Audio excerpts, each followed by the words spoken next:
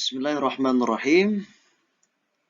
Alhamdulillah, hamdan wa syukran lillahi azza wa jalla. Yang saya hormati, yang saya banggakan teman-teman mahasiswa dan juga yang saya cintai teman-teman mahasiswa dari kelas bimbingan dan penyuluh Islam, baik itu kelas A, B, Fakultas Usuluddin Adab dan Dakwah IAIN Ponorogo. Selamat berjumpa kembali, selamat bermuhajah kembali. Kita kembali berjumpa dalam mata kuliah ilmu dakwah, dan kita akan juga kembali membahas terkait tentang keilmuan dakwah. Dalam hal ini, kita akan membahas terkait tentang subjek dakwah. Dalam pembahasan pagi ini, terkait tentang subjek dakwah akan kita bahas. Sebenarnya apa sih yang dimaksud dengan subjek dakwah? Apakah ini sama dengan dai, mubalik, ulama, dan lain sebagainya? Kita akan bahas bersama-sama pada kesempatan saat ini. Kita akan memulai dengan pembahasan terkait tentang pengertian subjek dakwah. Apa sih pengertian subjek dakwah secara etimologi dan juga terminologi? Secara etimologi atau secara bahasa, subjek dakwah itu berasal dari dua kata, yakni subjek dan juga dakwah. Subjek ini berarti pelaku, dan dakwah ini diambil atau diserap dari bahasa Arab, yaitu ad-da'wah, yang berarti doa, seruan, panggilan, ajakan, undangan, dorongan, juga permintaan yang dan juga kata ini berakar dari kata kerja, yaitu da'a, yang berarti berdoa, menyeru, memanggil, mengajak, mengundang, dan mendorong serta meminta. Jadi bisa disimpulkan bahwa secara etimologi atau secara bahasa, subjek dakwah ini adalah dapat diartikan sebagai pelaku atau orang yang menyeru dan juga mengajak kepada hal-hal yang sifatnya adalah dakwah. Secara terminologi, ditinjau dari segi terminologi atau istilahnya, subjek dakwah adalah orang yang melakukan dakwah, yang dalam bahasa Arab disebut dengan dai, baik dalam bentuk lisan, tulisan, maupun dalam bentuk perbuatan yang dilakukan secara individu maupun kelompok ataupun terorganisir.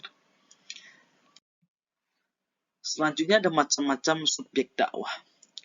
Subjek dakwah dalam pengertian yang luas sebenarnya tidak hanya terletak di pundak orang-orang yang bernama ustadz, kiai, atau ulama, tapi terletak di pundak kita semua sebagai umat Islam, dan setiap umat Islam memikul tanggung jawab untuk melaksanakan tugas dakwah ini sesuai dengan ruang lingkup dan juga kemampuan masing-masing. Karena di dalam Al-Quran dan Al-Hadis begitu banyak dalil-dalil yang menginformasikan tentang kewajiban untuk berdakwah. Di antara ayat-ayat yang menerangkan hal tersebut, saya ambil satu saja, yaitu dalam Quran surat An-Nahl ayat 125 yang berbunyi, Bismillahirrahmanirrahim, Uta'u ila sabili rabbika bil hikmati wal mau'izatil hasanah wajadilhum billati hiya ahsan inna rabbaka huwa a'lamu biman dhalla an sabilih wa huwa a'lamu biman bil muhtadin. Yang berarti seruan atau ajakan kepada jalan Tuhanmu dengan hikmah dan pelajaran yang baik, dan bantahlah mereka dengan yang cara baik pula. Sesungguhnya Tuhanmu dialah yang mengetahui tentang siapa yang tersesat di jalan, dan juga dia yang lebih mengetahui tentang orang-orang yang mendapat petunjuk. Quran surat An-Nahl ayat 125. Dalam hal ini sebenarnya teman-teman secara luas bahwasanya bisa disimpulkan sebenarnya bahwasanya dakwah itu tidak hanya terkhusus untuk para dai, para ulama, dan juga kiai. Sebenarnya dakwah kita pun semuanya umat Islam, masyarakat umat Islam khususnya itu adalah diwajibkan untuk berdakwah. Tetapi secara keilmuan, secara akademik terkait hal ilmu dakwah, ada dua konsep khusus yang menjadikan ini semua menjadi beda, yaitu terkait tentang yang terkhusus, bersifat khusus, dan juga bersifat umum. Bersifat dakwah bersifat umum, mendakwah bersifat umum seperti kita semua, yaitu orang-orang yang umat muslimin dan muslimat yang juga diwajibkan berdakwah. Yang bersifat khususnya yang berupa orang-orang yang profesional seperti kiai, ulama, dan lain sebagainya. Tapi sebenarnya yang paling penting adalah dakwah itu bukan profesi, tetapi setiap profesi itu harus berdakwah. Begitu teman-teman. Selanjutnya ada syarat-syarat dai. Menurut Jum'ah Amin Abdul Aziz, antara dakwah dan dai ini tidak bisa dipisahkan. Karena seorang muslim yang memahami dakwahnya dengan pemahaman yang benar itu juga sangat baik, akan tetapi kurang tepat.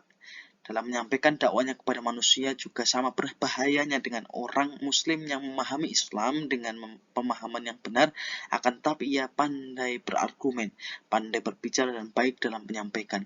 Nah, kelompok yang pertama ini tidak pandai menyampaikan sekalipun dia paham, sementara yang kedua ini baik dalam menyampaikan meski dalam segala kebodohan. Oleh karena itu, Islam hanya akan menjadi dakwah yang benar apabila dibawakan oleh seorang dai yang wa'in atau paham dan berakhlak.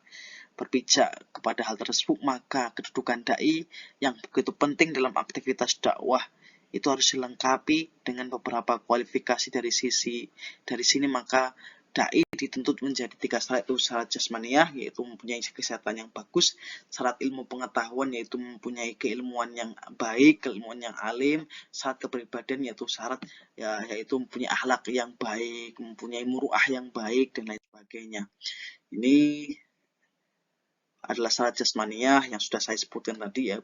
Lebih tepatnya adalah syarat agar dai itu lebih menunjukkan kepada kesehatannya, lebih menonjolkan kepada kesehatannya bahwa dai itu sebenarnya boleh ketika sakit boleh berdakwah, tapi alangkah baiknya berdakwah itu dalam keadaan yang sehat. Dan syarat-syarat pengetahuan juga ya harus mengetahui tentang jelas keilmuan tentang Islam, baik itu Al-Quran, Sunnah, hadis, tafsir, ada nantinya juga ilmu alat dan sebagainya, ilmu kalam dan lain sebagainya, tasawuf dan lain sebagainya. Itu adalah syarat umum sebagai syarat khusus sebagai seorang dai. Syarat kepribadian juga yang pertama yang paling harus dipegang teguh adalah akhlak yang baik, muruah yang baik, dan juga selalu bisa melaksanakan kebijakan atau selalu menerapkan sifat bijak dalam berdakwahnya. Dan selanjutnya tujuan dan fungsi subjek dakwah yang pertama adalah meluruskan akidah. Dalam hal ini berfungsi sebagai penyampaian kebenaran tauhid dan membersihkan jiwa-jiwa manusia dari kepercayaan keliru. Dalam kaitannya adalah beberapa golongan sangat memerlukan penelusuran tersebut, yaitu golongan yang kosong dari akidah yang benar, golongan yang memiliki akidah yang menyimpang, golongan yang mengaku bertauhid tetapi kurang mantap, dan juga golongan yang bimbang dan tidak konsekuen dengan pengakuannya. Selanjutnya adalah fungsi dan tujuan subjek dakwah adalah mendorong dan merangsang untuk giat beramal soleh. Fungsi dai di sini adalah memberikan rangsangan, motivasi, dan dorongan. Dia juga menganjurkan serta memberikan teladan dan amal soleh, karena banyak di antara orang yang tidak mau beramal soleh disebabkan karena tidak tahu, tidak mengerti, malas dan lain sebagainya. Ini sebenarnya sama dengan kalau kita kaitkan dengan jurusan panjenengan semua, yaitu PPI, maka ini sangat pas dengan panjenengan karena panjenengan semua nanti akan dimintai motivasi, panjenengan semua akan dimintai dorongan, dimintai konsultasi terkait itu semua. Maka ilmu dakwah ini penting untuk Anda karena juga nantinya merepresentasikan keilmuan jenengan.